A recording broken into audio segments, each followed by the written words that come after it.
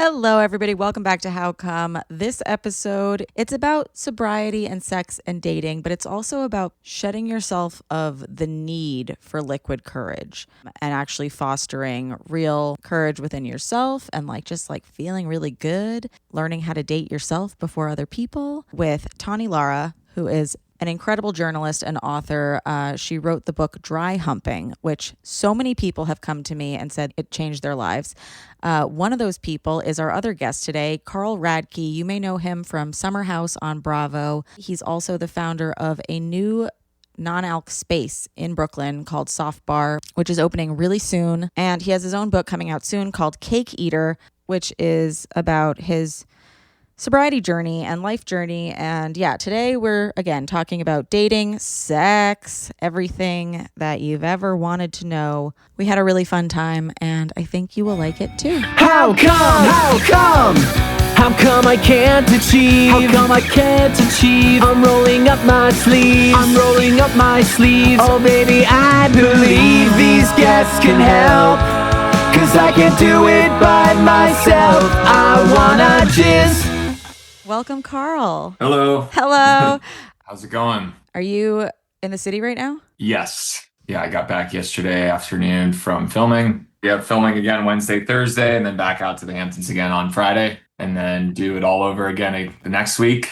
Uh-huh. And then I think we're done. Well, that will be nice. Yes. And welcome, Tawny. Hello, my love. How you be? I'd be so good. I'm reading your book and I love it. Thank you. That means a lot. No, it's so good. Say more. I'm just kidding. It's just do you know what it reminds me of? I don't know why it reminds, maybe it's what it looks like and the blurbs and stuff. And the comfort of, do you remember that American Girl book that taught us about our bodies? What an honor. Thank you. Right? That's how it feels. I'm this is really nice. This is having a conversation with a friend and it's giving light textbook. Yeah, that means a lot. I workshopped this as a memoir Mm-hmm. and realized, holy shit, I don't want to write a memoir. I'm a journalist and I want to write about this from a journalistic perspective. Yeah. The reason that I wrote this book is because when I first quit drinking nearly 10 freaking years ago, I can't believe it. Mm-hmm. The Congrats. thought, yes, thank you so much.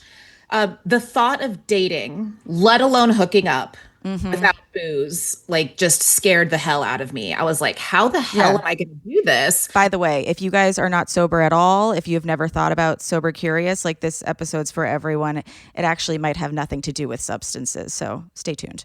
This is going to be a lot of fun. Tawny, you have a great book called Dry Humping, and Carl, you are launching a space called Soft Bar soon, and you have your own book, Cake Eater, which I love the getting high, hitting low, and trying to stay in the middle because that's just how I feel about my emotions.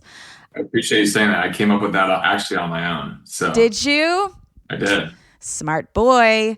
Yeah, my dad is always like, you live at a 10 or a 1. Could you just keep it at a 5? And I'm like, oh, What boy. is that? Because I'm either really, really excited or I'm everything's bad. And he's like, could you just have an okay day? I'm like, I would love to have an okay day. So basically, let's just start out with sobriety journeys. Carl, you've shared your journey a lot, but for anybody who's not familiar with you. Yeah. My name's Carl. I got sober in January of 2021.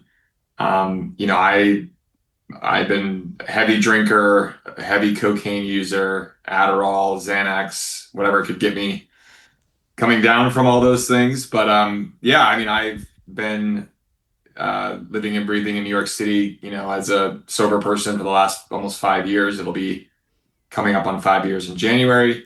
Yay. But, prior to that, I started an alcohol company with two of my best friends called Loverboy. So I'm, 2018, 2019, developing this product. I drank a lot of our own product. I sold a lot of our products, but realizing, about a year and a half into that whole thing that there was no difference between work and fun. And I was blurring the lines constantly with drinking and working. And then also just had friends and other family members who've struggled. And,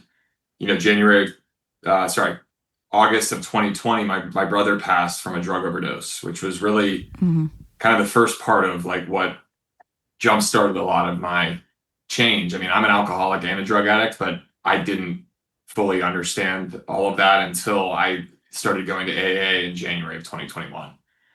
So I fell to my knees. I hit rock bottom from my drinking and cocaine problem, and really have spent the last 4.5 years just getting help, getting sober, working steps, and then in my second and third years, it's more about, everything. Like, life still happens. You could have a breakup, you could go through trying to find a new partner, or having sex for the first time sober. There's all these new things that happen that in the second and third year are still stuff I am working on. And for me, it wasn't like the first year was more about just like, okay, I'm sober, I'm going to meetings, I'm doing so well. But the second and third year is really where like a lot of the emotional and like personal development has really come, because I cannot drink alcohol. Like, I'm an alcoholic and I cannot do hard drugs. I'm a drug addict. So I've had to really kind of reformat my life and focus on things that are better for me and healthy for me. So that's kind of my story a little bit in a nutshell. Congrats. Yes. Tawny. I was a bartending party girl. Like, picture me dancing on bars, wooing to Kesha. Like I was that girl. Wake up in the morning feeling like someone we don't talk like about Voldemort. anymore. I felt a lot like Voldemort. Yeah. So I mean, that I knew I was a party girl, and that the bar is where I worked. It's where I hung out. It's where I met people that I slept with. It's where I met partners. Like, that's where I kind of lived, Yeah. Was it just like one day you woke up and you were like, I'm done? Pretty much. I was like literally in a bar. I was at Finelli's in Soho. Me and my friends were sitting there shooting the shit, talking about how, like, I moved here to write. I don't have enough time to write. And then my friend moved here to act, and I don't have enough time to audition. We all had our reasons, Yeah. And it just, something clicked in me when I left the pub that night. I was like, I just spent 3 hours drinking, talking about how I don't have time to write. Yeah. And so it really began as a social experiment for me. Cool. And, so when I quit drinking, I was just like, how do I meet new people? How do I hang out with my friends? How do I have sex? Like, it really was like, how do I do all of this all over again? It felt like another puberty. And, I'm a millennial. I'm Googling like how to have sober sex, how to do all this. And there was nothing about it. Again, this is 2015. So this is like before Sober Curious, before like all of this, like so much has changed in these 10 years. And so ultimately I was like, well, I guess I have to write the book about it, and So I wrote about it as a person in recovery from substance use disorder, but also as a journalist. There's a lot of my story in here, but I really nerded out on the science and the data and the research of liquid courage. Why I'm so obsessed with why are we so reliant on alcohol, especially as a form of confidence? So it's really that. And I called it dry humping because I want to talk about heavy shit and I want to laugh about it. So let's be silly. Super admirable, both of the ways that you guys entered in. And I'll just share my story briefly for anybody who's here for either one of you and doesn't know me. I was always a very just terrible drinker. And I thought that everybody pukes and cries every time they drink. Like, I just thought that was a thing, and everybody binge drinks and it's fun. And my sister said to me, like a few years out of college, she was like, did you ever notice that when you have more than 2 drinks, you puke and cry? And I said, is that weird? And she said, it is. Maybe you shouldn't do that. So I stopped drinking. It was not hard for me because it felt really bad to me anyway. But I was a constant weed smoker, like from the moment that I was awake to the moment that I was going to sleep. There was no activities that I could do without smoking. There are no jobs that I ever did without smoking. And it took until 2 years ago, I was in like the deepest depression of my life. And I was waking up crying every day. And I called my old therapist, who I had actually fired because she kept telling me to stop smoking weed. She was like, come on, bro. Like, there's the common denominator. Like, you have depression and you keep talking about being depressed. And I was like, I'm not quitting weed. I quit you. Anyway, so I called this woman who I haven't spoken to in years. And I was like, I'm really depressed. What do I do? She goes, how much are you smoking? I go, you know. And then she goes, okay, well, are you ready to stop? I said, yeah. And I did. And that was August 11th, 2 years ago.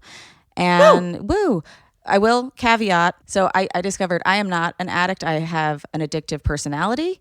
And I am a habitual person, but I am able to do something now that I call a one-hit wonder, where maybe once a month, if I'm with a really great group of people or I'm doing something that I'm like, this would be elevated by one hit, I do that. But the rules are I can't buy my own weed and I'm never to smoke alone.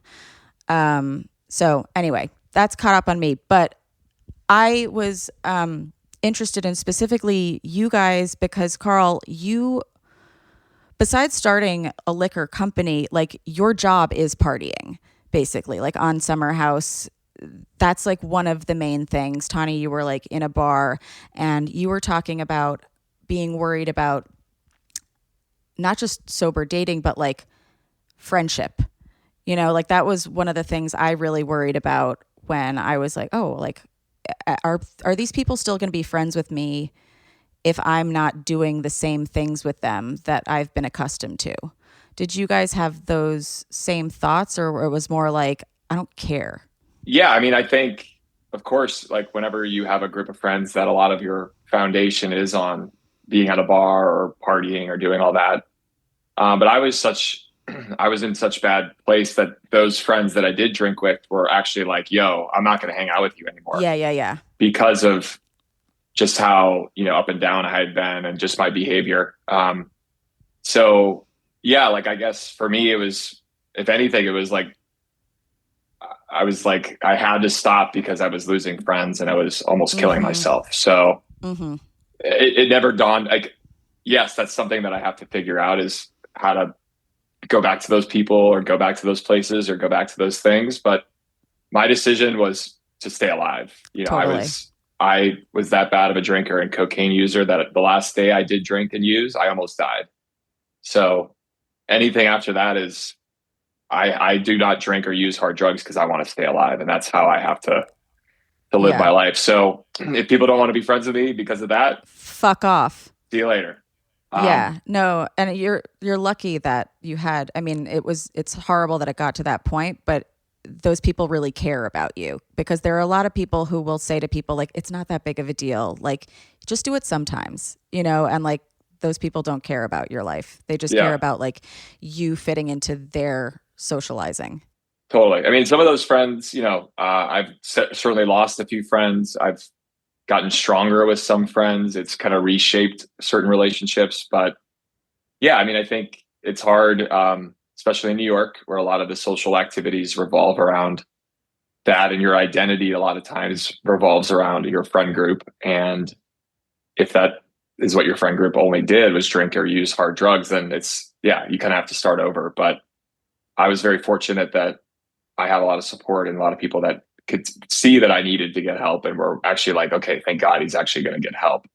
But as I started to get some help, and then my brother passed, and it was kind of this culmination of, tragic loss. Oh, wow. So you were already like on track. Trying. Yeah. Wow. I had known around 2019, I had a really rough summer in the Hamptons, and, I had been sat down by executives. No way. Oh yeah.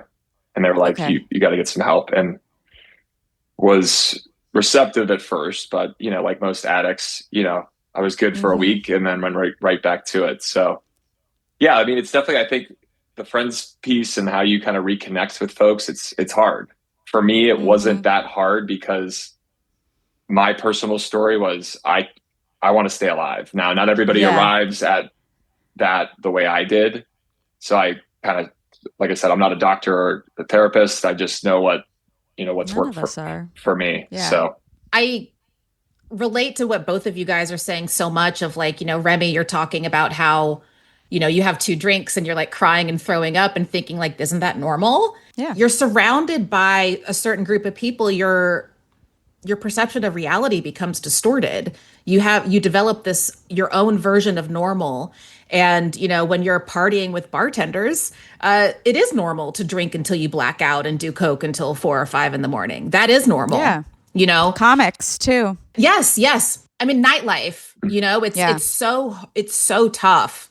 I think it's changing. It's definitely changing. But yeah, I mean, I was so afraid of like, how am I going to socialize? How am I going to hang out with friends? How am I going to go home for Thanksgiving without drinking? Like all of these things were so, well, yeah, that's a whole other thing is realizing who you're drinking around, setting those boundaries. Actually, I didn't go home. My first Thanksgiving and Christmas, I actually didn't go home. I was like, I need to be alone. Nice. And that was huge for me. That I would have never done that if I was still drinking. I would have like tried to keep powering through and wear this mask that people wanted me to wear. And I stopped wearing that mask and I stopped going to functions that I couldn't be at if I was sober. And like, kind of like you were saying, there's nothing I could do without smoking weed first. I was the same. Like if I'm socializing, I'm drinking. And if I'm drinking, I'm blacking out. And if I'm blacking out, I'm doing coke and having sex with people that don't care about me. This is like if you give a mouse a cookie, but like so dark. It's the exact same thing. Yeah. But, I will say I learned the difference between my real friends and my drinking buddies. And that was a very difficult thing to deal with. I think it's a really good thing. And Carl, there was a quote from you, I think it's from Men's Health, that you said, I'm a little more boundary driven or shy, but it's me. And that's a cool thing for people to actually like me for me because I wasn't always comfortable with myself. And that was something that I was like, yeah, like I'm so nervous. But now I'm like, oh no, everybody who hangs out with me genuinely likes me. And they're also not here like to mooch off my weed. So Tawny, a lot of the book is about how to go about finding actual like confidence and courage in yourself instead of liquid courage. And also, this is crazy. I don't know where you got this from, but apparently liquid courage dates back to the 17th century. And it's soldiers during the Anglo-Dutch War of 1652 drank gin to go into battle. And I was laughing so hard at that because I was like, oh my God, now we talk about socializing, sex, and dating like going into battle. Like it shouldn't be a battle. It should be like nice. Yes. We're not going to battle, but we're going to the bars. We're going on dating apps. We're going into the bedroom, and for me, those were battles. Those were really difficult. And my sobriety journey, I learned how reliant I was on liquid courage. I was like, I did not know how to be confident. You're trying to be all these different versions for different people and you have to have the boundaries. You're finding out who you really are, being confident in who you really are. And you can absolutely do that if you still drink alcohol. But for me, and it sounds like for Carl too, we had to get our shit together and figure out who we actually are as opposed to who we think people want us to be, But I really wanted to learn everything I could about liquid courage and how it's, shown on TV from I talk about the Big Bang Theory and how, the character Rajesh Kuthrapali, he has to have a drink before he can talk to women. And I really analyzed that. And then I learned that liquid courage was originally called Dutch courage because, soldiers were literally drinking gin to feel more confident on the battlefield. And I found that to be so fascinating. And, it's finding out who I really am and accepting who I really am instead of constantly trying to change it. Like that really was how I found real confidence, like how I really discovered who I am without trying to shapeshift for other people. Yeah. And you have a lot of really good tactics for dating yourself and like coming into your own in that way.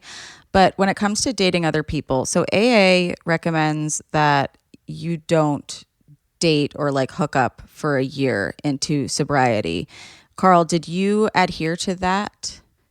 No, I didn't. And it was something that a friend of mine that I partied really hard with back in the day, maybe, 2010, 2012.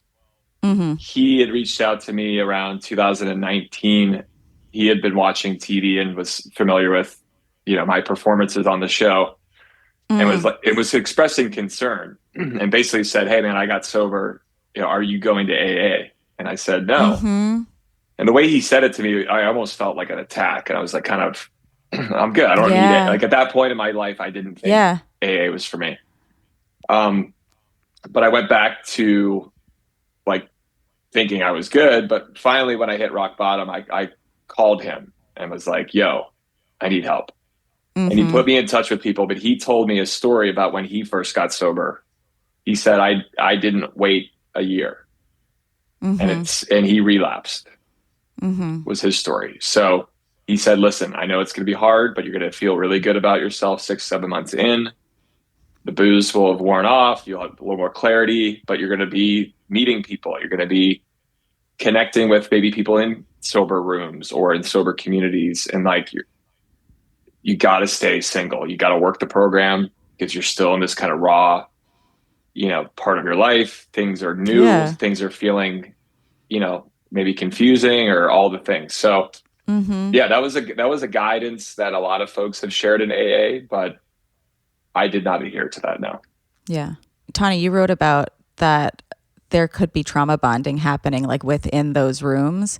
And I could see that happening. Like, I don't know, every space that I've ever gotten into in my life, I'm like an acting class, school, like a job. I'm like, this is an opportunity for romance. Like, and especially if you're in a room full of people who are like going through the same thing, you're like, this is perfect, right? Like, you don't want to do this thing. I don't want to do this thing. But like, if you're not ready, like it's just probably not the best idea. A lot of people think they stop drinking or they stop using and then the problem goes away. Everything gets better.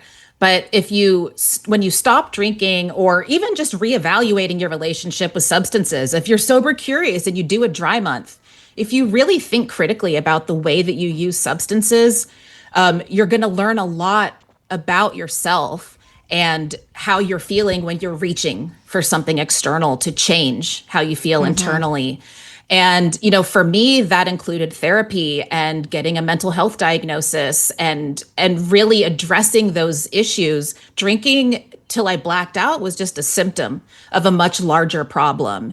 And if you're 30 days sober and you're going to an AA meeting, you haven't had a chance to really unpack all of that yet. So you still have the anxiety, you still have the PTSD or the depression or whatever's going on internally. You're not drinking anymore, but then that's where, it's a slippery slope of, transfer addiction. Sex and love addiction is really common in early sobriety because you're not using anymore, but you're putting all of that obsessive energy into another person. And which, it speaks to the trauma bonding that you bring up. Do you remember Patrick Casey from Sex and the City? Is that the alcoholic? And then he became addicted to Carrie and she thought she was so good at sex. And I said, no. There's no way Carrie's that good at sex. Let's be real. Yeah. She can't even talk about masturbating with her husband. Come on. But you did, Tawny, meet Nick in AA. I did. I know. Your partner. Plot twist. Now tell us why that's okay. Well, first of all, everything I do is fine. Just know that. Yeah. And secondly, I actually started going to AA like 2 or 3 years into my sobriety. And it was like 1 month. It was like I was going through something really challenging, really difficult. And I felt drawn to, and, let me back up a bit and say I got sober very publicly, extremely online. And both of you. We both did. Yeah. Yeah. And then I was like, I need to talk to strangers about this. I need to be in a room of strangers, of people like me, where people have not been following my journey on Instagram, following my sobriety journey. So there was around a month that I'm from Texas, I should have mentioned, that AA was really, really helpful for me. And that was where I met my husband. And the reason that I think that is okay is because he and I we each had 2 years of sobriety before we met each other. And he thought I was a newcomer because I shared that it was my first meeting. And he stayed away from me. He was like, "Oh, I can't talk to that girl." But, we got to know each other, and he was like, "Okay, she's got 2 years. I'm safe." So there's no one way to do anything. Just if you are, don't go looking for someone in a support group. That should not be the reason that you are there. No. We were there genuinely seeking help for ourselves, and that's how we found each other. Yeah. Carl, when you're dating now, are you on the apps or are you trying to meet people in person? I'm trying to meet people in person. I've actually never done the apps. I'm cool. I'm 40. To me, the apps are. I don't know. I feel like Instagram is the app. If you're going to use an app, apps are for kids. Okay. If you use a dating app, you're going to still end up going to Instagram to see who they are. So totally. just go to Instagram first. Skip it. Yeah. I get the whole notion of the apps. I think they're great, but I've never used them personally. But my hope is always to meet someone organically. I feel like in the last year or two, what I've been trying to do is just align myself with the right communities and the right friends and the right kind of circles, and doing things that I'm passionate about and that I love and enjoy. And that through that kind of effort, there will be other people who are also passionate about those things. Yeah. I feel like that's what I hope is going to work for me. Now, who knows? But I prior to that, when I drank and used, I chased and was always fleeting, random hookups, meaningless sex, being really, not kind to women and handling situations poorly.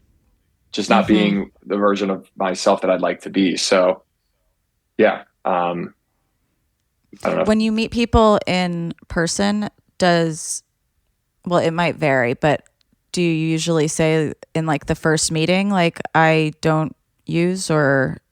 I think depending on where I'm meeting them, like I still go to bars. I'm pretty social, and, I'm okay going to bars. I actually and still enjoy being in those environments most of the time. But depending on the situation, will probably make it clear, I don't drink. If they really want to ask, we can get into the finer details. If I outwardly say, like, I'm an alcoholic and a cocaine addict, I've had people sure. They get uncomfortable usually, or get a little caught off guard. But I'm usually really open and honest. I mean, more maybe than most. I think it saves me time if I'm upfront. Yeah. And if they are comfortable with that, or it doesn't speak to them, that's fine. It just saves me a lot more time down the line.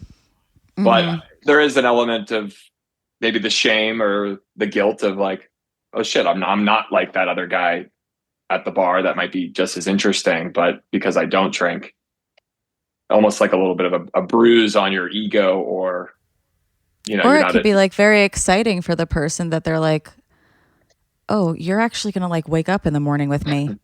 I think now, I mean, some of what Tawny was saying, just like things have changed a lot, and she's seen it firsthand with her 10 years. And I think it's becoming more where I think women are like, oh, thank God he's sober. Like, I want a man who seemingly is more accountable and honest and real and wakes up and consistent and does the things he says he's going to do. Is that appealing? Absolutely. What I worry, I think some of it is, the lack of understanding of some of what AA or sobriety.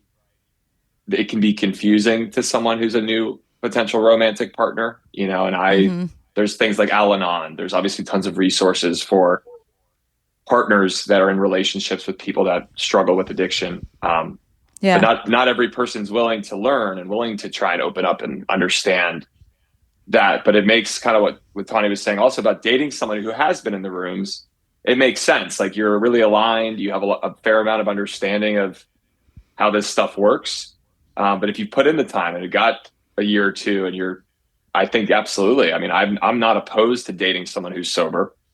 I've explored a little bit of that, but I'm just hoping to meet someone that has a healthy relationship with alcohol, or has a healthy understanding of just more of a mindful kind of lifestyle.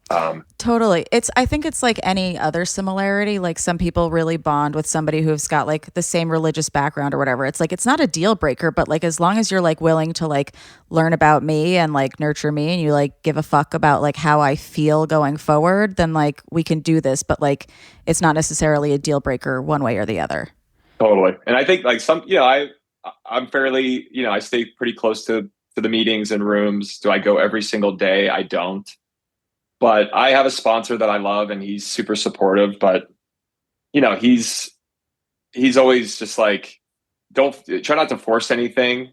I think when you get, at least for me, when I first got sober, I wanted to spend the first 6 months proving to everybody I wasn't a horrible person, and I got my shit together. I'm a good guy now. Everything's fine, which for the most part was what was received. But I still had a lot of work to do on myself and really being comfortable before you can really bring that to a relationship. Because a lot of times when you get sober, there's still a lot of baggage, still a lot of shit you got to clean up, still a lot of emotions and family and childhood traumas that if you don't... And it's not even just proving to everybody else that you're a good guy. It's kind of proving it to yourself, right? Yeah. Mm-hmm. Well, yeah. And working through the shit that the reason I drank from the beginning. I mean, a lot of my drinking was insecurity and fear.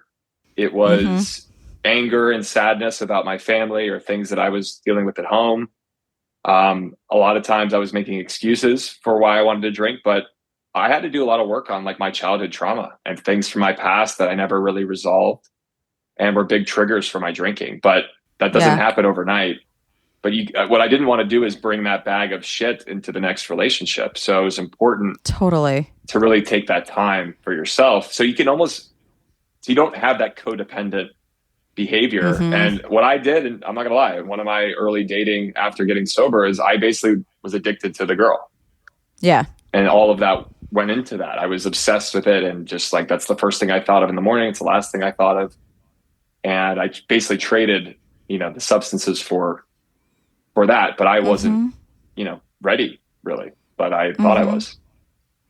Yeah. I will say I relate to that a lot. Again, I don't think I am an addict. However, it is really easy for me to get addicted to people.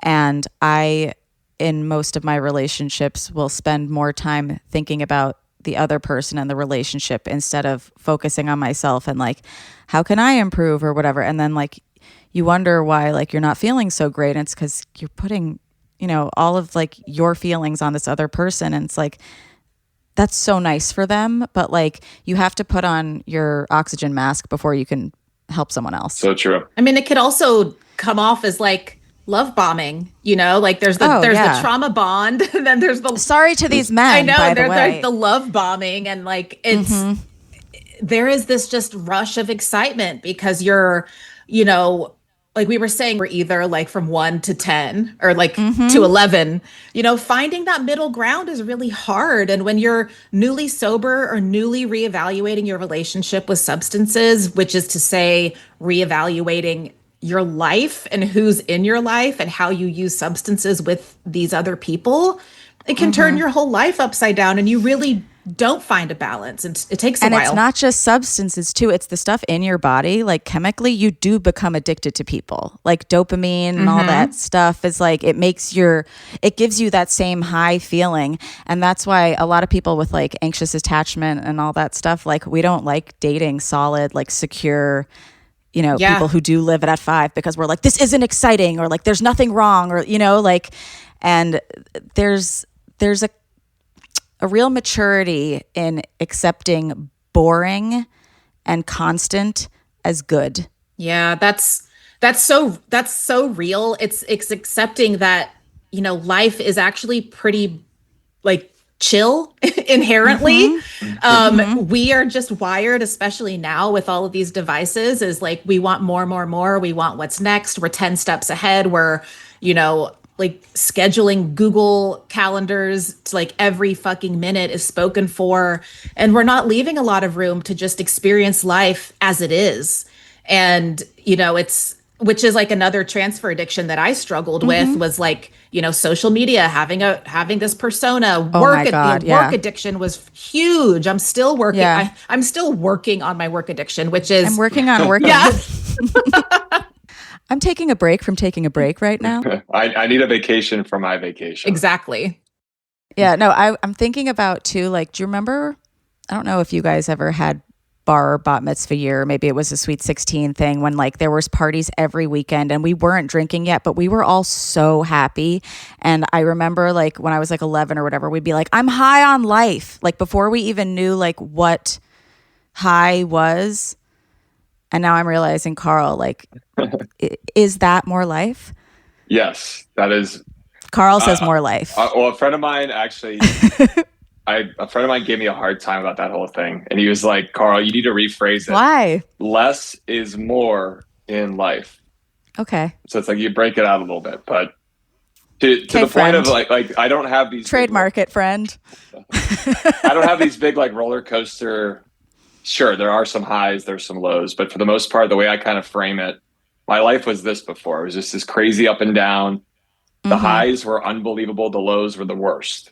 I never had this like kind of balance. But now the way I look at it, it's like a wave. Like I ride this kind of wave, but it's a lot more predictable. It's a lot more balanced.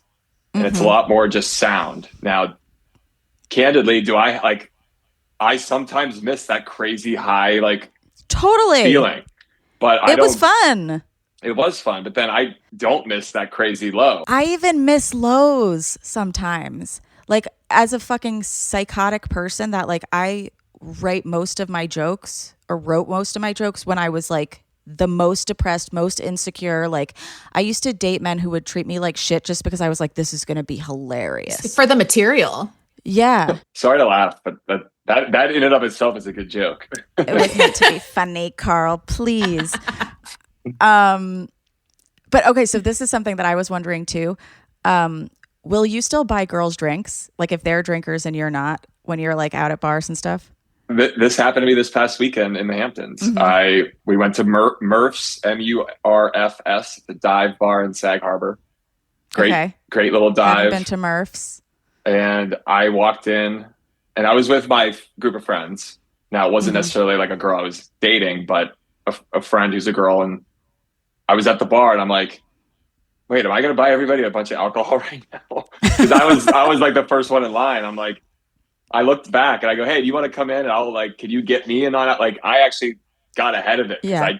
To answer your question, yes, I have purchased a round of drinks for a group of girls. I've been on a date or two where I have purchased a glass of wine for the other person.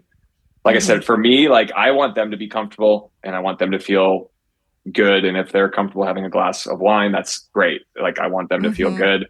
I don't want them to feel weird or like they have to accommodate or do something special for me. I mean, people are very kind. A lot of times when I get together, they already know that I don't drink. So I think they use that as a reason why they shouldn't. But I don't know. Like if for me, like I have no problem dating or being with someone that does drink. It's just more about their relationship with it. And then also their, I think, understanding of how important my sobriety is to me. Yeah. You know, if I've got to go for an hour to my meeting or get on a Zoom or call my sponsor or get together with another sober friend, you know, I want to have that ability to do that. And, you know, and understanding that that's kind of for me. But can you kiss them? Like, is it like somebody with a peanut allergy? That was hard for me. Like if you have whiskey breath, like, cause I was a whiskey drinker. Like I was like similar to what Carl was saying. Like I was fine dating someone who drank, have a glass of wine at dinner, whatever. But man, if you are drinking whiskey, no. Like it's like, even still today, like if I meet someone, if I'm casually or somewhere and someone's having whiskey, I can't even be near them. Cause I'm like, it's like, you know how in Forgetting Sarah Marshall, when Russell Brand's characters, like, you know, if I even like get a sniff of alcohol, I'm going to go do all this shit. Like that's they like licking that waitress's ass. Yeah. I'm like, if I smell whiskey on your breath, I'm like mentally, I'm like so turned on. I want to like throw you against the wall, do a bunch of coke. And I'm like, I need to remove myself. Like the whiskey for me is apparently an aphrodisiac. I could not do it, but like that's so wine, funny, beer, whatever. Totally fine. Do it. Okay. Yeah. Just like any sexual boundaries, like there's a boundary. Yes. I can deal with like someone having a little bit of the alcohol in their breath. It's, but I haven't encountered anybody that's like that, I guess, under the influence where it's that noticeable. But I think, yeah, it's been something I've experienced personally where, someone I've dated has still drank, and finding that kind of comfort and safety, that was hard for me. And I think for some people that listen might be also something that is, and it, like Tawny said, I mean, it could bring you back to like, if they're drinking rosé and it's on their breath and you're like, oh wow, like I used to have great sex on rosé, or I used to have like wild nights. But that's something that's, I think, with more time away from like a relationship and doing the work and getting comfortable in your own skin, the more likely you could be, I think, with a partner that does still drink a little bit. But again, I think you need more time in advance of that. I was just going to say, I think it's been like, I'm still learning. I mean, Tawny, one of my friends actually gave me Tawny's book a couple years ago. So I love it. I didn't even thank God for Tawny, but like, I just thought you just figured it out, crashed and burned. But she has a lot of good stuff in there. And I think I did that too. Yeah. Right. Yeah. It's a really, really great book. I was thinking, Carl, when, that guy initially recommended AA to you and you were like a little taken aback and insulted, like that was my first feeling. The first day I was not smoking, I have a friend whose husband is sober, and she basically is too, for like the amount of time that they've been married, just like, cause she's like, who cares? Like I didn't like drinking that much in the first place. And she was like, do you want him to take you to a meeting? And I was like, I don't need to go to a meeting. And like, it ended up that I didn't, like I had the whole public thing that you guys did where I feel accountable just by people knowing that I'm doing something. And then I was like, I just can't keep crying like this. Like it's taken up a lot of my day. But it's really nice how much literature there is now, how many spaces there are to go to. Like the fact that like some people are probably getting a lot of help from this episode right now.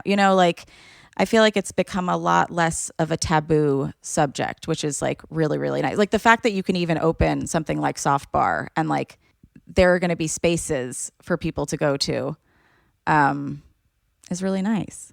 I mean, I think it's great to see like the evolution. I remember 10, I don't know, maybe even longer than that. When I first moved to New York in 2013, I lived in Soho. I'd go to Spring Lounge. I'd go to Mother's Ruin. I think we were there a lot together. We were, but like, remember but we don't remember. Remember cigarettes? I've heard of that. Yeah.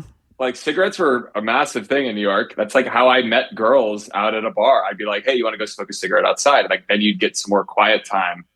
Mm-hmm. But the social thing was like cigs. And now obviously vaping is more popular. Don't get me wrong. But the way I look at some of this is like, as we learn more about our bodies and understanding ourselves, I think the advent of social media, how connected we are, the anxiety levels of people, the information we're now afforded at our fingertips, people are making a lot more, I don't know, healthier decisions. And I think COVID did shift a lot of people's, mindsets on some things, but it's nice to see that there is an evolution that's happening that is more accepting of people that don't drink alcohol. And like a lot of the research I did and was shocked. I mean, not even until recently, there was another poll done, but up until the poll that was done recently, which basically states that like 46% of Americans do not drink alcohol. It's half. Up until this poll, it was more like 35%. At least from my research, 35% of our population does not drink. Now, what I theorize are they including children? I think if you of the drinking age. Okay. But most infants don't drink, actually, believe it or not. They just prefer milk. They just but I think like so the underage, weird. Those underage drinkers, sure from like our decade, I stole beer from my parents' garage. Like that's what you did. Mm-hmm. You pre-gamed the pregame. Yes. I showed up to the pregame 4 drinks in and an Adderall deep. Like I was ready to go. I used to steal those bracelets at Club Med. Oh yeah, for people who were of age, and then I would just I was like 14. And you wash off the X's. You slip the bracelet on, or like using fake IDs. I remember me and a friend. It was actually we came to New York, and we were using the same ID. I had her old ID. And we just, I thought you would just like pass it back. No, like she gave me her old one, and then we had two friends that would go in between us, and worked. It got rejected once, but like every other bouncer was like, yeah, it's fine. But this was before scanning of IDs and all of that. Yeah. You know, back in our day, it was a little different. Yeah, when I was 14, I was also a 28-year-old from Massachusetts. That was really interesting. And bar none, shout out, they're still in business. Would let Bar me none. all I the remember time. that. What I was going to say, it's a longer point, but not a great point, but it's just something I think about. To me, it makes sense that our society, especially in the US, has come around to more, of a sober lifestyle or sober curious or alcohol free. But what I compare it to is like when cars were invented, like we didn't have seatbelts in cars for almost 50 years after the car was invented. Yeah. So like I look at alcohol in a similar way. I mean, alcohol certainly is a huge part of our society, but I think as we've learned more about the impact of it and just all of the things that go into it, it only makes sense that it's shifting. Now, what's been slow to adjust is like the experience that surrounds not drinking. And a lot of times and I think this relates to what Tawny wrote about, is you get sober, you're kind of like, shit, what do I do now? And like a lot of us, at least for me, when I first got sober, I isolated more. Tawny skipped Thanksgiving and Christmas. I skipped a couple bachelor parties. I was like, I can't put myself in that environment. But I think now with places like what I'm trying to build and what I'm trying to do, giving someone that kind of in-between option, it doesn't require you to be sober, but it gives you somewhere to go. It gives you something to do, a community to connect with, and people to be with. Exactly. Yeah, I was talking to a friend of mine about queer dating, and one of the questions that we had gotten was like, how do I let other women know that I'm interested in them? And I was like, just go to the bars where the other lesbians are, like whatever. And then I was thinking about it this morning, and I was like, fuck, that like really sucks for some of those people, that being at those bars is probably really tough. So like, again, you can go to you could join a kickball league, you could go bowling, you could do, painting classes, other things that interest you. But like, it is nice that there's like, the goal is socializing at this place. It's not any other activity. It's like you meet people, you talk to them. Nobody thinks you're weird for it. That's what you're there to do. Well, this is really what I talk about in the dating yourself chapter, is like really getting in touch with who you are outside of partying, outside of blacking out, outside of everything that comes with that. For me, that meant really just nerding out on my hobbies, taking writing classes. I took improv, I studied Spanish. Like I was doing all of these things I said I was going to do one day. And I now had the time. I had the money because I'm not drinking a shitload of alcohol anymore, plus all the party favors and drunk purchases. And then I organically met really cool people. Like I made new friends that were also learning Spanish, and so it's like, and I met friends in my improv class who were also, thinking about not drinking, and I just met really interesting people not in bars. Cause like I said, that was my point of contact. I'm either working at a bar, I'm dancing on it, or I'm drinking on the other side of it. So for me, it was really just allowing myself to get back in touch with the interests that I had as a kid, embracing my creative side, embracing my hobbies. For me, that's dating myself, and then that also leads to way more interesting topics of conversation when you're on a date. 100%. You don't need the liquid courage. But also just with friends too. Like Carl, I don't know. Carl and I used to have a lot of similar friends or people, and like I was having all the same nights. I wasn't doing all of the cocaine that everyone was, but I was with them. I was though. He was, so I couldn't. But I was with them, and I was noticing that these were very educated people. These were generally like really sweet people. However, when they would be drinking that much and on that much cocaine, they would be having the same conversations over and over and over again. And I was like, this is so fucking boring. And like, I am wasting my life. And like, it's so crazy that like I worked so hard to get into these friend groups, and now here I am being bored out of my mind because somebody is telling me the same story. And it's just like, you're boring people around yourself. You're doing stuff that's like bad for your body. And then like when you start like this dating yourself, that like you're having more interesting conversations, like you're leveling up. Not that like you need to be interested and interesting all the time, but like it does feel better. You're just at a coffee shop on a date and you're just staring at each other. Like it's kind of boring. And there's also like I would be tapping my feet or like I couldn't handle that. So like just go do something. Like go for a walk, go to a museum, and talk about the things that you're doing. Talk about your hobbies, talk about your interests. And you won't need the liquid courage like you thought you did. You were just. But that's why I think people do need it, because they're not doing anything. They're just thinking about themselves. And there's like genetic predisposals to like alcoholism and drug addiction. But like if you're not doing anything, the easiest thing to do is be like, let's just party, like. And is that how you want to start a relationship, by doing what's easiest? Like, are you really, is that the best version of yourself that's showing up on that date? I'm not saying go rock climbing, like you don't have to do something like really vigorous. I just had a couple that was staying with me and they were telling me about all the rock climbing they do together and they sound very happy. So actually everyone should do rock climbing. This just in. Do you guys remember your first sober sex encounter? Yeah. I mean, there's a chapter in my book where I talk a lot about how when I quit drinking, I stopped faking orgasms. And I did a lot of research about how common that is, about how common faking orgasms is. And I bring that up because my first sober sex encounter, I was seeing this guy and he knew it was going to be my first time sober, and he was very patient. And I communicated with him like, look, I really need to go slow. I'm kind of nervous. And I'm very grateful that was my first time. He was really kind and patient and gentle. And I remember we were being intimate, and I had this moment where like my body started, going into, oh, I'm going to fake an orgasm now. It was like this by rote. I was just like, okay. Cause like for me, sex was a performance. I know, I'm sorry. I'm an annoying writer who uses words. I was like, for me, sex is a performance. So I get to this portion of the performance and I really turn on the show, like Elaine from Seinfeld. That was me. Yeah. But when I was with him that time, I was like, this is normally where I would fake an orgasm, but I don't want to do that with you. And he was like, yeah, cool.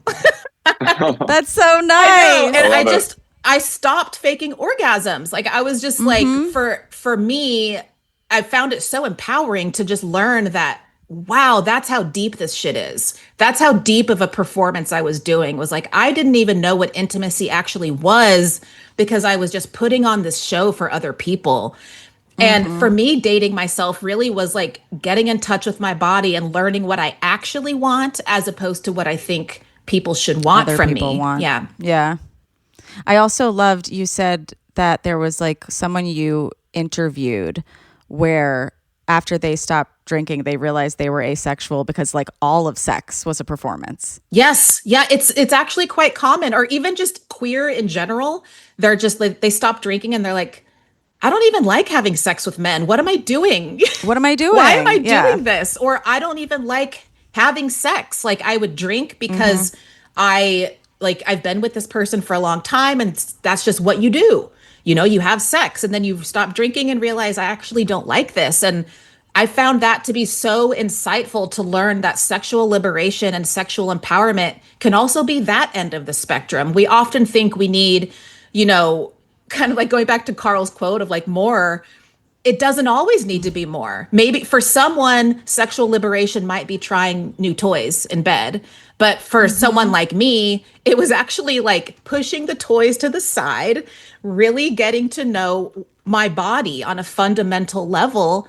And that, for me, that was sexual liberation. So it's just, there's all different ways to really figure out who you are. I was going to add, I think for like, what's interesting, what Tawny was saying, and like, I totally relate to like that kind of first, I got sober, then, having some romance and like that first hookup, like I found myself very openly talking through it. And, I think the more you're vocal and just trying to be honest, that was easy. But it was interesting when I was reflecting on that kind of sober hookup. I used to be the guy that I got so drunk and so coked up that I could not perform anyway. So if anything, it was like now giving me an opportunity to actually have like more of a meaningful interaction, because a lot of my hooking up drunken and coked up was actually leaving the other person like, well, what the hell? He doesn't even like me. Like, because I couldn't perform because had been drinking for a long time and using so many drugs. So it was definitely nerve-wracking, that first experience, but I remembered how bad my performance was when I was under the influence. So I was like, okay, at least hopefully it'll just be a better performance and I'll have a better time. But now I'll even, in the last, year or two of being single, I find it's more of a spiritual connection for me personally. Like, yes, I used to have a lot of meaningless sex and drunken hookups and things, which I didn't feel good about. But now, like when I meet someone, like I really want to take my time to get to know them and feel a connection and feel an understanding and intimacy. And I almost appreciate that sobriety's given that to me, where I don't know, like it's important to me who I'm having sex with and the connection and feeling that I get. So it saved me a lot of awkwardness or not performing, because I'm like taking my time and really getting to learn and understand someone first. I feel like we were all kind of raised in this time where it was very cool to just like hook up with like a million people. And I'm very demisexual and like only realized that through this podcast, where like I need to have like a relationship with somebody to actually want to be having sex with them. And so there was a lot of sex that I was like forcing myself to do with the aid of alcohol. And now it's so nice that like anytime I am having sex or masturbating or whatever it is, I'm like, I know this is what I want to be doing. Yeah. Like, isn't that such a nice feeling? That's liberation. That's sexual liberation. Yeah. No, I mean, you nailed it. I've had so many like meaningless nights and things that, I'm just not proud of. And then you do meet someone that's special, or you find a nice connection, and that feeling that you have sober is even more substantial, just because you've taken the time and you're going through what feels comfortable for you and hopefully for the other person. So you're even getting a stronger, hopefully sexual experience just because of all of that. Yeah, it's not like clouded by all of like the substance either. Like it's genuine oxytocin. Yes. But one thing I think is probably interesting for your listeners is I would imagine there's sober people out there that are having hookups with people that still drink. Yeah. I still, I go out, like I was out this weekend and I was drinking an Athletic beer, but it looks like a real beer to most people. So someone came up to me and she was very drunk, like just really, really drunk. And it's just so funny because she's like, she was like, nice beer. And I was like, thanks. And I was like, it's non-alcoholic. She looks at me and she's like, oh, and just walks away. But like, but it just saved me time. Like it saved me a ton of time. So I was actually not even mad. I was like, honestly, it's like my nice defending mechanism. I got but she thought it was a beer, and I was like, she's like, nice beer. I was like, it's not alcoholic. She like had a reaction to that and just walked away. You're like, okay, not for me. Like, it's a filter. Sweet. It filters out the bullshit. It's a time saver, honestly. Totally. More time for activities and spending it with people that really do matter. I think. I was thinking about this the other day because it was just like a small group of friends and one of us was like, oh my God, like we're partying or whatever. And like, we were not partying. Like we were like sitting and like watching TV and like eating. But I was like, but it feels like a party. And I was wondering, can we define what partying is? Because also, if you're just sitting by yourself and doing drugs, that's not necessarily partying, right? So like, what is partying? It's a great question. I haven't been stumped on an interview in a while, Remy. This is good. You know what comes? Sorry, friends. When you say what is partying, my first thought is like I'm currently writing an essay about how Brat. Oh yeah. That album helped me get back in touch with my party girl side, and for me, that's just like zero fucks, dancing. You could still be like really raunchy and silly. But like I felt very like maybe a more mature party girl from it, if that makes sense. And then I started thinking about party girls, across that that we grew up with, like Kesha, Paris Hilton, Tara Reid. Oh my God. Thinking about how just the party girl, that archetype, I've really just been thinking about that a lot. And what is a party? And a Charlie XCX concert is a fucking party. A lot of people are on K. Tawny taking me to a drag show where there's no chairs. That's a party. Yes, she had to stand the whole time, you guys. I don't know why I thought there would be chairs. She was really, really confused why there were not chairs at a drag show. Why aren't there chairs at this party? So for you, a party has chairs. That's how you would define a party. Sitting is a party to me. Okay. No, but I love that you brought up Brat, because Brat makes me feel like a party, but I love when I'm like, don't sleep, don't eat, just do it on repeat. And then it's like, keep bumping that. And I'm like, I am not bumping that. I do sleep, I do eat, and that's what I do on repeat. But it feels like a party. It's so funny. Carl, what's a party? Tawny said something that I really resonate, which I do a lot, which I've been afforded the opportunity on TV over the last few years, is like getting back in touch with your inner child a little bit, being silly, being raunchy, being goofy, dancing. That has been something I like now feel totally free. If I'm at a party and there's a lot of drinking going on or whatever. Themes, costumes. Dress up, yeah. Themes, even just in general dressing up. Like just because I'm sober doesn't mean I want to just stay at home. Like I still like getting dressed up, throwing on a nice pair of shoes, getting my hair right, going out for a non-alcoholic drink. Like I like that moment. But even a step further, a theme party or a dance party or a DJ show, could even be food related. I just love being able to really still be my weird self and feeling safe to express that in those environments. And what's cool is I feel even more safe there because most people are also being drunk or they're drinking or they're using other things. So I kind of blend in. Like you can actually be as weird as you want. You'd be so weird. They're not and going to remember. No, it's so nice. It's like this, like, you like almost feel like you're like a spy, like that, like you're just like, I'm blending in, but like really you're being your most authentic self. And like, you do come to realize like, oh, nobody actually gives a fuck. Nobody cares. Yeah, nobody cares. I've really enjoyed that part of the partying, which is just being whatever you want to be that day, expressing yourself with your clothes or even like some of what I drink it out of. Like if I'm at a theme party, I don't know, I'm trying to think of a good example. We had a party not that long ago that we dressed up as older people, like elderly folks, and I drank out of a coffee mug all night, and just like fun ways to just get in the mode and into the vibe. But sober dancing too, actually, like there's something about the serotonin release. Yeah. You get like kind of like you get from working out a lot, you get like a runner's high. You get like a dancer high too. Like if you dance for a little bit long enough, like it's some of the best you can make yourself. I'm telling feel. You, bar mitzvah year was the best year of my life. Yes. I can still remember a bar mitzvah I went to. They played Nelly Ride With Me. Yep. And I can still remember us dancing at this country club, but Ride With Me. And that we were all sober. Greatest dance party of all time. I remember the first bar mitzvah I walked into, Fallen by Alicia Keys was playing. And I just started going, like swaying so hard, which with no shame because like it didn't exist. I know. Like what? Do you remember Life Before Shame and caring what people thought about us?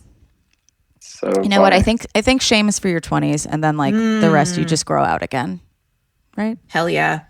I like that. That's my book. Shame is for your 20s. There you go. If you're there right now, I'm so sorry. It gets better. Okay, I have to ask this question because I wish I could keep you guys forever, but I can't, so I won't. But neither of you have done How Come before, and we usually ask people about their first time coming. Tawny, do you remember your first time coming? I don't remember the first time because like I've actually thought a lot about this, and I've always masturbated. I don't remember like when it started. Right. I don't know. Sorry. Okay, fine. But I will say, since let me rephrase, since I quit faking orgasms, and Ooh, have, you know what I mean? Like having real orgasms and like just having that and like not performing anymore, you know? Yeah. And like having Yeah, that yeah, later yeah. in life is okay. Having that, like, I think it's that second puberty. it's way more common than people realize. This kind of reminds me of on The Office when Phyllis is like kind of weirdly freaky. And she's like, I didn't have my first orgasm till I was 42. I didn't go anywhere that year. I was like, yeah, relatable. Yes, Phyllis. Was that pre Bob Vance? It was. It's got to be Bob Vance. You know, he knows. It's got to be Bob. He knows Vance. what he's doing. Yeah. That's so funny. Refrigeration and masturbation. That's exactly it. I love the Phyllis reference. Brilliant. Carl, do you remember? I remember this.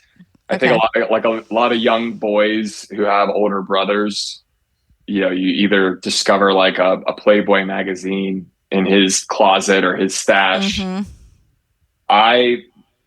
Well, twofold. So when I was younger, my brother was a really good baseball player, and I would go to the baseball fields because my dad coached the team, but I would be just in the outside of the field playing in the dirt, jumping into the river, getting baseballs out of the woods. And at this one particular summer, I'll never forget, because one of the other kids on the team had a younger brother that I would hang with. He's like, hey, come here, I want to show you something.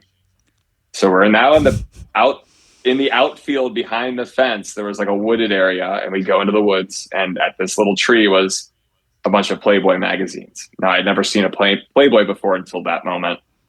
And it was like soaking wet. Like if you peeled a paper, it like ripped. Like you had to be super careful. Of course. Yeah. So that was the first time I saw like a magazine like that. Then fast forward, my brother had some sort of videotape that I found, which I thought was actually like skateboarding and BMX, because he was, well, he was doing it on purpose, but he had it in a sleeve. It was VHS. I'm dating myself. Good old VHS tape. But dating ourselves is a big theme of this Chapter 1, episode. Carl, great work. Dating yourself. Exactly. But like the outside sleeve was like some BMX or skateboarding thing. But if you like, the tape itself was actually not that. But I thought I was pulling out a BMX skateboarding video. Yeah. And it was not like, BMX. Tony Hawk. Yeah. And I remember seeing this. Oh, no, tits. Yeah. It was like a whole thing. But that was like when I discovered porno. And I think not long after that was somewhere in my house, you know, playing with myself. It was probably the first time. Oh, you know what I've been thinking about recently is because you dropped this nice little factoid about yourself that you like tan lines in porn. I don't know if that's still true. It is. But I like tan lines on women in general. It's not necessarily porn, but I think the question was asked, like, what's your favorite thing to search for? And in that moment, what's your category? Yeah, like tan lines is a hot category that no one really looks for. So yeah, well, I think about it because I got a little tan this week, and the other day I was looking at myself in the mirror. I go, "There's a market for this." Oh, it's so good. Yeah, I think Carl found an untapped market. We should get into the tan line sex worker. But honestly, industry. I don't think it's very rare because I used to work for Playboy Beauty. Like I used to work in beauty PR, and one of our brands was Playboy Beauty, and one of the lip liners was called "Show Me Your Tan Lines." So I think it's not just you. I might have to bring it back, but yeah, it's funny. I get sent tan line stuff like crazy now because of that moment. It's unbelievable how many people send me tan lines because of that. Have you seen that girl who got a tattoo of tan lines? Yeah. Oh yeah. I've seen it all. Like it's become like culturally relevant now to like have tan lines that are not like, they're almost real. Fake tan lines. Yeah. Like you'd get a spray tan with your bikini top on and then take it off. So you'd have but you'd wear a different bikini now, which would show the to other. expose. See, I feel very strongly that like, don't fake orgasms and don't fake tan lines. I don't like that trend. Oh, I'd rather fake tan than real tan because. Oh, I'm fine with fake tans. I'm talking about fake tan lines. That's crazy to me. Like, but they're real. They're spray tanned. I don't know. Whatever, man. We're gonna whatever floats your boat. Yeah. Okay. Fair. Don't yuck your yum. Don't yuck someone else's yum. All of that. So wait, you're talking about going into a tanning bed wearing something so you can create the illusion of a tan Or- line. Tanning booth, like spray. Yeah. Like a spray, get a spray tan with a particular bikini top on. Let's say it's on this area, so you get it sprayed, and then you take it off, but then wear a bikini top that doesn't have those lines. Oh, So you're instantly already working with the tan lines you got. so it's like it is creating an illusion with these tan. Okay, understood. I think it's hot. I think it's like a reminder of like, I'm naked sometimes, you Yes. know, and like, look what the skin under here used to might look look like. like. Yeah. I agree. You're getting me excited now, Tom. Like, come on. Me too. I can't do this podcast anymore. Just It's wait, getting Carl, weird. just wait until you get married and you and your wife have wedding ring tan lines. That's going to really do it for you. That'll be the ultimate. Or you can copy those people on the Valley and get tan line, I've seen that. Oh, the Yeah, I've seen rings. it. tan line rings Yeah. tattooed. Wow. You guys, this has been so much fun. Thank Thank you. Where can everybody find you online, Tawny, and find your book? You can get my book anywhere. If you really liked listening to my voice, I could read it to you if you like the audio. And also, I was like on the phone. call me. I will read. I will read it to you. No, like reading the audiobook was super fun. And then just wherever you get books, I highly recommend, supporting a local bookstore. Yeah, shout out to books. Yeah, just, support your local bookstore. It's a really wonderful thing to do. And just, my website, tawnylara.com. And I don't do much on Instagram these days. So yeah, I think Substack is where I'm at. Sick. Carl, where can we find you? You can find me on Instagram, mostly at Carl Radke. My memoir with Simon & Schuster, Cake Eater, is coming out at the end of the year. You can pre-order that. Also, like Tawny, I am doing an audiobook of my book, Cake Eater, where you'll hear my voice telling my story, which is exciting. So either audiobook or print, but that'll be coming at the end of December. So still some time. So while you're waiting for my book, definitely pick up Tawny's Dry Humping. It's great. Perfect. It's honestly, it's cool to know that someone else out there has done the research and lived and breathed this. And I think that's a lot of what I've found success in my sobriety, is knowing that other people that are similar or like-minded or have something that I want or aspire to be. Once you can kind of connect who those folks are, it actually gives you a lot more confidence to like, okay, I can be like Tawny, or I could be like this person. So I think definitely pick up that book if you're sober, but really feeling good about getting out there and getting your feet wet. I don't know if that's the right word. Get anything I don't wet. know why I thought you were going to be like, yeah. Dry humping will get everything wet. Get dry and Yes. get wet. Get dry to get wet. And you guys can also see Carl on Summer House. When does the new season come out? New season of Summer House will be coming early next year, 2026. But Hell if you happen to be in Greenpoint, Brooklyn in early to mid-September, our grand opening to the public will be around then. Stay tuned for more. I don't want to give the exact date because For Soft Bar. I've already given Soft some Bar. dates and then a little, I'm It's a mysterious. soft launch. Who cares? Who cares? Just- But yeah, No. Soft Bar is opening. Actually, we're very close to finishing construction, and we're going to And be doing good things take time. So shut up. Yes. Yes, thank How you. about that? So, You're and you welcome. can expect to find great non-alcoholic beverages, coffee, functional drinks, and then also events. Conversations like we're having today are going to be an example of types of things we would have in our space. It's great for thought leadership and bringing communities together, different groups. It could be, a variety of things, but we're going to have stuff like this at Soft Bar too. So Do you have games? we're going to have, nothing like, Jenga? yes, things like that, cards or Jenga, or not like full on. I always arcade. really appreciate that when I go to a bar and there's something that I can do with my hands. Yes. So, you guys, I have to ask you one more question, which I have to ask everybody after a sexual experience. And this This was sexual. sexual and dry and wet and wild. Tawny, did you finish? I did 3 times. Oh, so good. And I'm not faking it. Okay, great. Carl, did you finish? I did. finished so hard. Great. I'm so happy. Thank you for coming, you guys. Thank you for having us. I finished too. You can find me at Remy Casimir. The podcast is How Come Podcast. If you want to watch this episode with video, patreon.com/howcome. And yeah, reach out if you like the episode. Tawny, DM's open? On Substack. On Substack. Okay. And Carl's probably got too many, but I do try to respond, but I will say the volume of them it's challenging. Like even I don't know how a lot of people do it, but like I have someone that helps. So feel free to write. If it's a question about sobriety or something, I'm happy to try and share what's worked for me. Mm-hmm. But I definitely caution people. Like, I'm not an expert. I'm not some doctor. I don't know. Honestly, I don't know it all. So it's just like having an orgasm. Everybody's going to come to it in their own way. There's a natural way for one person to do it that is not going to work for another person. Exactly. And that's okay. And that's more than okay. Yeah.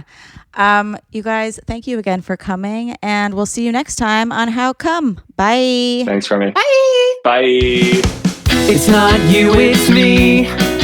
I try so hard to finish honestly. They say you'll know when you go all the way from A right down to O. Oh no, I think that I've still got a ways to go. Oh, I'm sick of this and I have got to know. How come? How come?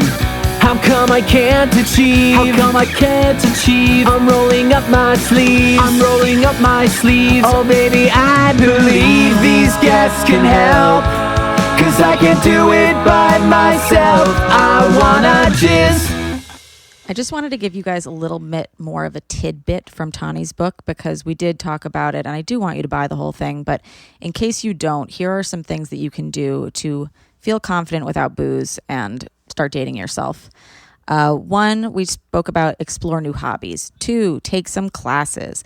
3, try a mirror exercise, which is, remember when I had to masturbate looking in the mirror? Do that, or talk to yourself in the mirror. You're interesting. Be your own best friend. Move your body. You could work out. You could go for walks. You could take a dance class. Just get out, go, or stay in. Sometimes working out in bed is just as fun. Achieve some realistic goals. Tawny says, sure, sex is great, but have you ever completed a to-do list? The feeling of accomplishment that comes from crossing items off my to-do list inspires me to keep that momentum going.